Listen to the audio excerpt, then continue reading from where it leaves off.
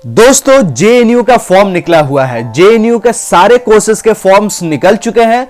कुछ दोस्त ऐसे कमेंट्स करके पूछ रहे थे मुझसे कि क्या जेएनयू में इंजीनियरिंग कोर्स है, बीटेक कोर्स है, यानी इंजीनियरिंग 12वीं के बाद कर सकते हैं जेएनयू से। तो दोस्तों हाँ, school of engineering Jawaharlal Nehru university यानी जेएनयू 2018 से इंजीनियरिंग शुरू किया है। कब से? 2018 से। सिर्फ 2 साल अभी एडमिशन हुआ है, 18 में हुआ है, 19 में हुआ है, ये तीसरे साल है। अभी 1 साल का भी बैच निकला नहीं है इंजीनियरिंग से।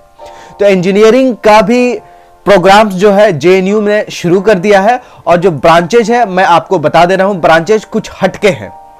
हटके इसलिए है कि बीटेक जो है यहां पे फ्रेश बीटेक, मतलब 4 साल का बीटेक नहीं है, 5 साल का है। बीटेक प्लस एमटेक या एमएस, यानी अगर आप 4 साल में बीटेक लेना चाहेंगे तो नहीं मिलेगा, 5 साल आपको पढ़ाई करना पड़ेगा। और 5 साल में आप 2 डिग्री लेकर निकलेंगे, बीटेक का भी निकलेंगे और एमटेक, मतलब बीटेक का भी डिग्री आपको मिलेगा और एमटेक का भी डिग्री मिलेगा, यानी 2 डिग्री आप 5 साल में लेकर निकलेंगे। वैसे बीटेक 4 साल का होता है और एमटेक 2 साल का होता है, तो 6 साल लगते हैं। लेकिन जेएनयू में ये जो स्कीम है डुअल डिग्री का, तो 5 साल में ही 2 डिग्री लेके निकलेंगे। इसमें ब्रांचेस देख लीजिए कौन कौन सा है। मेरे चैनल पे अगर नए हैं तो सब्सक्राइब कर लीजिएगा, ऐसे यूजफुल वीडियो आपको हमेशा इसी चैनल के माध्यम से मिलता रहेगा। तो BTech in computer science and engineering है। इसके साथ आप एमएस ले सकते हैं या एमटेक भी ले सकते हैं, सोशल साइंस में ले सकते हैं, ह्यूमैनिटीज में ले सकते हैं, साइंस में और टेक्नोलॉजी में। यानी बीटेक के बाद आपको एमएस या एमटेक लेना ही लेना है। 5 साल का ड्यूल डिग्री है। BTech in electronics and communication है, जो कि शुरू में यही 2 ब्रांचेस शुरू हुई थी। अभी इस साल से civil and environmental engineering, chemical engineering और मैकेनिकल इंजीनियरिंग का भी एडिशन हुआ है। यानी ये 5 जो ब्रांचेस है आप ले सकते हैं, कंप्यूटर, इलेक्ट्रॉनिक्स, सिविल, केमिकल और मैकेनिकल। इसके साथ आप एमएस या एमटेक ले सकते हैं। एमटेक में स्पेशलाइजेशन आप सोशल साइंस का भी ले सकते हैं, ह्यूमैनिटीज का भी ले सकते हैं, साइंस का भी ले सकते हैं, टेक्नोलॉजी का भी ले सकते हैं। तो ये रहा आपका प्रोग्राम्स। लाइक भी कर दीजिएगा अगर वीडियो पसंद आए। मैं अब आपको बताता हूं फीस क्योंकि जानना बहुत जरूरी है, क्योंकि फीस लोगों को नहीं पता रहता है। जेएनयू का फीस बहुत ही लो है, इवन 0 भी फीस है। 0 फीस में भी बीटेक कर सकते हैं। मैं बताता हूं कैसे। आप वीडियो को देखते रहिएगा, चैनल पर नए हो तो सब्सक्राइब भी कर लीजिएगा। जो भी जेई मेन का टेस्ट होता है, मतलब जो भी इंजीनियरिंग कॉलेजेस है, जैसे आईआईटीज है, एनआईटीज है, आईआईईएसटी है, ट्रिपल आईटीज है, other government funded technical institutions है, जैसे जामिया हो गया, बीएचयू हो गया, उसके बाद Netaji Subhash institute of technologies हो गया। तो ये सारे गवर्नमेंट फंडेड टेक्निकल इंस्टीट्यूशंस है। तो इसमें 2019 में या इससे पहले भी जो भी सीट एलोकेशन होता है, यानी सीट बांटने का जो काम होता है, JSAA joint seat allocation authority, ये सीट को बांटता है। जेई मेन का जो एग्जाम होता है वो एनटीए लेता है, नेशनल टेस्टिंग एजेंसी लेता है। ये सिर्फ टेस्ट लेता है। टेस्ट लेने के बाद जोसा जो है, JSAA जो है, वो काउंसलिंग करवाता है। काउंसलिंग करवा के सीट एलोकेशन करता है। फीस मैं आपको जेएनयू को बता दूं, ये जेएनयू का counselling Jawaharlal Nehru university JSSA, यानी जेएनयू में अगर आपको बीटेक में एडमिशन लेना पड़ेगा, अगर लेना है तो आपको एनटीए का एग्जाम देना पड़ेगा। एनटीए के थ्रू जो एग्जाम जेई मेन का होता है, तो जेई मेन के थ्रू ही जेएनयू में एडमिशन है। मैं फिर से रिपीट कर रहा हूं, फिर से ध्यान दीजिए, दिमाग खोल लीजिए कि जेएनयू में बीटेक करना है तो आपको जेई मेन का फॉर्म भरना पड़ेगा। जो ही जेई मेन जो फॉर्म होता है वो एनआईटीज, आईआईटीज और अदर गवर्नमेंट फंडेड इंस्टीट्यूशंस होते हैं, जैसे जामिया, बीएचयू है, इसमें भी जेई मेन के थ्रू हुआ। यानी जेई मेन का ही फॉर्म भरना पड़ेगा अगर जेएनयू से बीटेक करना है। फीस देख लीजिए, फीस बिल्कुल ना के बराबर है। अगर आपका घर का इनकम, फैमिली का इनकम 1 लाख से कम है तो 0 फीस लगेगा, कोई फीस नहीं लगेगा। अगर आप एससी हैं, शेड्यूल कास्ट है, शेड्यूल ट्राइब है, फिजिकली हैंडीकैप है, तो आपको 0 फीस लगेगा। तो 0 फीस किसके लिए है? कोई भी कैटेगरी, कोई भी धर्म का, कोई भी रिलीजन का, कोई भी कास्ट का, अगर 1 लाख से कम इनकम है तो उनको 0 फीस देनी पड़ेगी, मतलब कोई भी फीस नहीं लगेगा। अगर SC ST PH है तो 0 फीस है। जिसका इनकम 1 लाख से 5 लाख के बीच में है तो उसका सालाना 20,833 रुपया लगेगा। इनकम अगर 5 लाख से ऊपर है और जनरल और ओबीसी में आते हैं तो 62,500 फीस होगा 1 साल का। इसके अलावा 8,000 ये जो है फिक्स चार्जेस है जो कि वन टाइम लगता है, ये सारे वन टाइम है। 8,000 के आसपास रहेगा, वन टाइम फीस लगेगा। बाकी अगर आप 5 लाख से ज्यादा इनकम है और जनरल ओबीसी में आते हैं तो 62,000, अगर 5 लाख से कम का इनकम है 1 लाख के बीच में तो 20,000 का फीस है। और SC ST PH के लिए तो बिल्कुल जीरो है, और जिसका घर का इनकम 1 लाख से कम है उसको जीरो फीस है। तो मैंने ये फीस बता दिया है, और ब्रांचेस मैंने 5 बता दिया है कि 5 ब्रांचेस है। बीटेक का कंप्यूटर है, इलेक्ट्रॉनिक्स है, सिविल है, केमिकल है, मैकेनिकल है। आपको जेई मेन का एग्जाम देना पड़ेगा, और लास्ट डेट है वो भी मैं आपको बता देता हूं कि लास्ट डेट है वो 6 मार्च तक है, यानी 6 मार्च तक आप फॉर्म अप्लाई कर सकते हैं।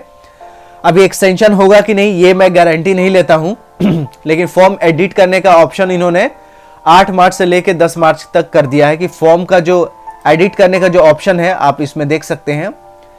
8 मार्च से लेकर 12 मार्च तक फॉर्म एडिट कर सकते हैं। यहां देखिए साफ साफ लिखा हुआ है कि करेक्शंस जो होगा यानी सुधार जो होगा वो 8 मार्च से लेकर 12 मार्च तक कर सकते हैं, यानी लास्ट डेट जो होने वाली है वो 6 मार्च ही होने वाली है। 6 मार्च तक आप फॉर्म अप्लाई कर लीजिएगा जेई मेन का, जेएनयू का नहीं, जेई मेन का। कहां पे जाके अप्लाई करना है? एनटीए के वेबसाइट पे जाना है, नेशनल टेस्टिंग एजेंसी में। यहां जेई मेन अप्रैल सेशन के लिए सिलेक्ट करना है, यहां एप्लीकेशन फॉर्म जेई मेन अप्रैल 2020 पे आपको क्लिक करना है। तो यहां जैसे क्लिक करेंगे तो कुछ ऐसा इंटरफेस खुलेगा। इस इंटरफेस में आपको जाके फ्रेश रजिस्ट्रेशन करेंगे। रजिस्ट्रेशन करने के बाद फिर इसी वेबसाइट पे आइएगा। फिर यहां क्लिक हियर तो ऑलरेडी लॉगिन जो बना चुके हैं उनके लिए है। फिर अपना यहां एप्लीकेशन नंबर, पासवर्ड और सिक्योरिटी पिन डालिएगा, साइन इन कर लीजिएगा, फिर फॉर्म अप्लाई कर लीजिएगा। अब कितना कट ऑफ जाता है, कट ऑफ जानना बहुत जरूरी है। किस कैटेगरी का कितना कट ऑफ है। जनरल के जो कट ऑफ है वो है 24,508 कंप्यूटर साइंस का। पिछले बार जनरल कैंडिडेट्स का कंप्यूटर साइंस का 24,508।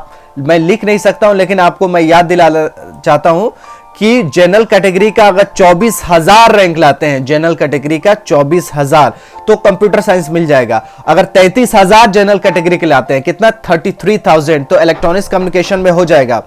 ओबीसी अगर कैंडिडेट्स आप हैं तो 35,000 कंप्यूटर का और 39,000 इलेक्ट्रॉनिक्स का। अगर आप SC ST में आते हैं तो आपका 1.5 लाख का भी अगर आपका रैंक आता है तो ST SC वालों का एडमिशन हो जाएगा। 1.5 लाख, कितना 1500, 1.5 लाख भी आएगा तो SC ST के बेसिस पे आपको कैटेगरी बेसिस पे 1.5 लाख रैंक भी आता है जेईई मेन में तो हो जाएगा। बाकी जेएनयू में चाहिए आप ओबीसी है तो आपको 40,000 के अंदर रैंक लाना पड़ेगा, मतलब 1 से लेकर 40,000 के अंदर रैंक होगा तो ओबीसी वालों को हो जाएगा। और जनरल कैंडिडेट्स के लिए 35,000 जनरल कैंडिडेट्स के लिए और ओबीसी के लिए 40,000। आप दिमाग में रख लीजिएगा, नोट कर लीजिएगा कि कट ऑफ जो है जेएनयू का जो कट ऑफ होने वाली है जवाहरलाल नेहरू यूनिवर्सिटी का जो कट ऑफ होने वाली है वो है, अगर जनरल कैंडिडेट्स हैं तो जनरल कैंडिडेट्स के लिए आपको 35,000, और अगर आप ओबीसी हैं तो 40,000, और SC ST में आते हैं तो 1.5 लाख। सीधा सीधी 35, 40, 1.5 लाख। 35 जनरल, 40 ओबीसी, 40,000 की बात कर रहा हूं मैं। 40,000 ओबीसी का, 35,000 जो है वो जनरल का, और SC ST वाले 1.5 लाख भी लाएंगे 1.5 लाख के अंदर तो भी उनका एडमिशन हो जाएगा जेएनयू के स्कूल ऑफ इंजीनियरिंग में। फीस मैंने बता दिया SC ST का 0 है, 1 लाख से कम इनकम है तो भी 0 है। अगर 1 लाख से 5 लाख के बीच में है तो 20,000 फीस है। अगर आप 5 लाख से ज्यादा फीस है तो सिर्फ 62,000 फीस है जेएनयू का। हॉस्टल भी सस्ता है, खाने का भी सस्ता है, पढ़ाई का भी सस्ता है। दिल्ली में पर्सनालिटी डेवलपमेंट होता है तो आपका पर्सनालिटी भी डेवलप होगा। प्लेसमेंट तो होने वाली है क्योंकि कैपिटल में कोई भी जामिया हो, दिल्ली यूनिवर्सिटी हो, इंद्रप्रस्थ यूनिवर्सिटी हो, अंबेडकर यूनिवर्सिटी हो, सारे में प्लेसमेंट होता है क्योंकि सारे इंडस्ट्री कैपिटल के आसपास है। दिल्ली भारत का दिल है, बिल्कुल बीच में है, सेंटर में है। सारे इंडस्ट्री गुड़गांव, नोएडा, फरीदाबाद, सोनीपत, हर जगह बागपत के आसपास है इंडस्ट्रीज और दिल्ली में तो है ही, तो आपका जो प्लेसमेंट का चांसेस होती है वो बढ़ जाती है। तो मुझे उम्मीद है कि आपको ये वीडियो जरूर पसंद आई होगी, तो जरूर इसको लाइक कीजिएगा और चैनल पे नए हैं तो सब्सक्राइब भी कर लीजिएगा। ऐसे यूजफुल वीडियो आपको इस चैनल के माध्यम से हमेशा मिलती रहेगी। बाकी और भी कोर्सेज जो कि 12वीं के बेस पे जेएनयू में एडमिशन होता है, उसका भी मैं सारे कोर्सेज का वीडियो मैं धीरे धीरे अपलोड करने वाला हूं।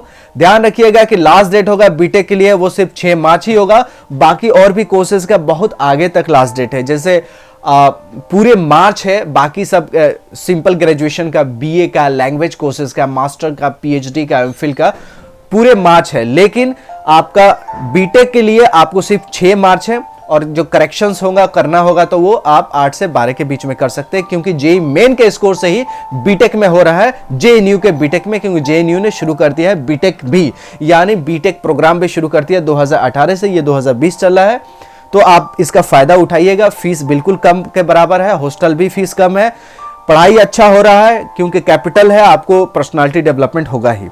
हमें रही ज्ञान के, मिलते हैं एक नए फ्रेश वीडियो में। तब तक you take good care of yourself. जय हिंद, जय जय एनयू।